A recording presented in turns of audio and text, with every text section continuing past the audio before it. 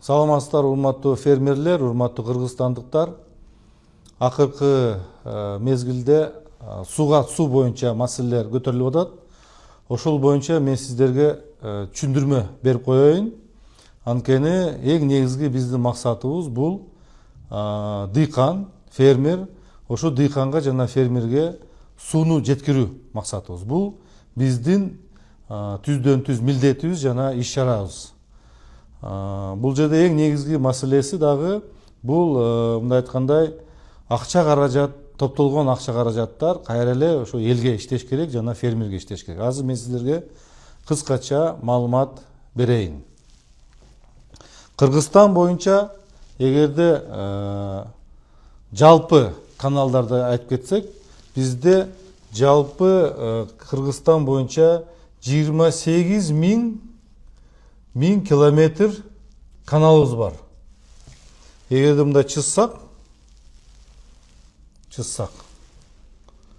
эгерде бул каналдар жалпы 28 миң километр канал болсо, биздин максатыбыз ушул фермерге жакшынакай көлөмдө сууну жеткирүү максатыбыз. Ушу 28 миң километрдин ичинде 6 миң километр бул биздин уоздорго карайт. Мындай айткандай чарба аралык каналдар деп аталат. Буну биздин Минсельхоздогу суу чарба кызматы тейлейт. Калганы 22 миң километр каналдар бул ички чарбалык каналдар деп эсептелинет. Буларды ким тейлечү? Буларды суу пайдалануучу ассоциация тейлечү. Бул мындай айткандай жарандык коом түзүлгөн. Ушул жарандык коом СПА деп коебуз. Ошол СПА 22 миң километр тейлөөчү. Биздин болжолду эсептөөлөр боюнча ошо 22 миң километр каналдан 1 миллиардтан 1,5 миллиардка чейин сом топточу деп бизде азыр бул маалыматтар берип атышат. Бирок бул акча кайда кетти? Бул акча кайра эле ички каналдарга, ички чарбалык каналдарга иштедиби? Ошол маселе бүгүнкү күндө бизде абдан чоң суроо болуп атат. Биздин максатыбыз мына ошо 1 миллиард, 1,5 миллиард сом бирөөнүн чөнтөгүнө кетпей, мына ошол каналдарга кетиш керек. Ошол райондорго, айыл өкмөттөргө кайра келип ошол акчалар мына ошол каналдар тазаланыш керек, модернизация болуш керек. Бул жерде иштеп аткан мураптарга айлыктары көтөрүлүш керек. Мына ошол акча бул жерге барып иштеш керек. Биз мына ошол акчаны көзөмөлдөп, ошол акча туура иштесин деген мына ушул реформа жүргүзүп атабыз. Эми маселе мындай болуп турат. Ошол суу пайдалануучу ассоциациялар фермерлер менен кандай мамиле түзүшчү? Биринчиден, фермерлер менен келишим болгон эмес. Булар жөн эле 1 гектарга мен сезонго 1,5 миң сом деп ар кандай болуп атат. Ар кандай областтарда ар кандай маселелер бар. 1,5 сомдон 2 миң сом, 5 миң сом, кээ бир учурларда өсүмдүктөргө карата 10 миң сом, 15 миң сом төлөнчү акчалар деп угуп атабыз. Мына ошол сезонго деп. Бирок ошол 1 гектарга жерге көлөмү жетиштүү болбоду деген эч кандай көлөм боюнча сөз жок.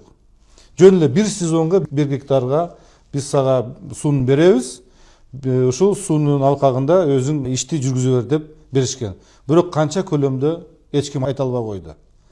Ошого биз дагы эмне үчүн жаңы тариф дегенди?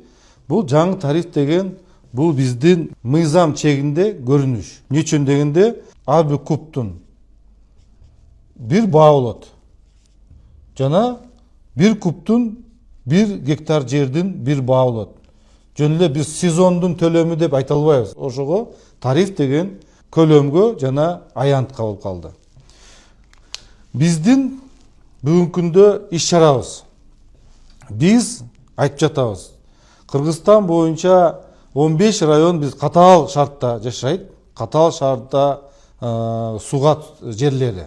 Калган райондор мындай ыңгайлуу жана жакшы шарттарда болуп атканын байкап атабыз. Ошого 15 районду биз катаал шартты байлап койдук.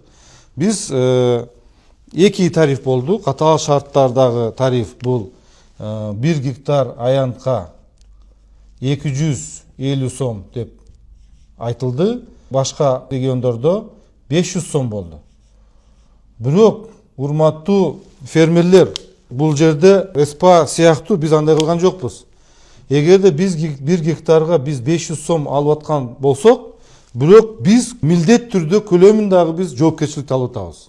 Мисалы дан эгиндери боюнча. Дан эгиндери боюнча 1 гектар жерге 1100 куб суу жетиш керек. Эгерде 1 гектар жерге 1100 куб суу жетсе, бул деген мыйзам чегинде жана норма менен бир поливке жетиштүү суу. Бизде суроо, ошол СПА 1 гектар жерге 1100 суу кубту алып келе алдыбы? Алып келген жок. А биз мына ачык айтып атабыз. Биз мына ушундай сууну биз сиздерге жеткизип беребиз. Мындай дегенде сиздердин жериңер суусап калбайт. Тоюп калат деген сөз менен.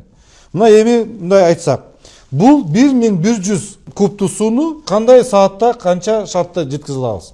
Эгерде биз 4 саатта 75 литр секундасына берсек, ошондо биз 1080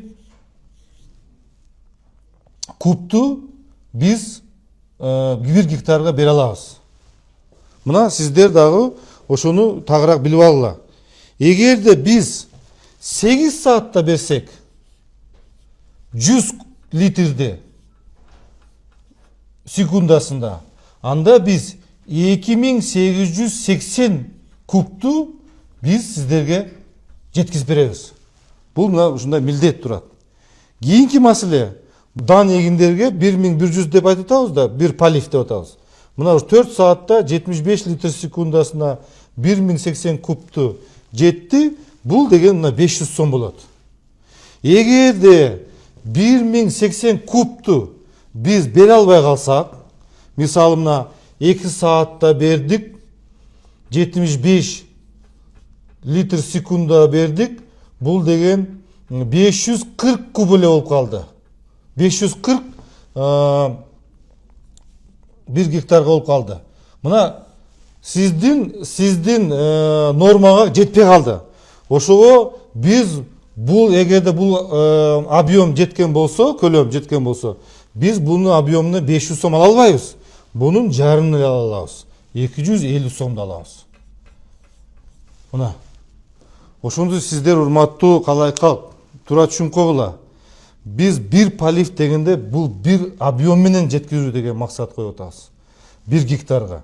Эгерде сиздерде 540 объем куб келсе 250 сом болот. Анда ошондо дагы кийин 2 саатта 75 литр секундасына болсо 540 болот куб. Ошондо дагы 250 сом болот. Мына ошондо эки полив менен болуп атат.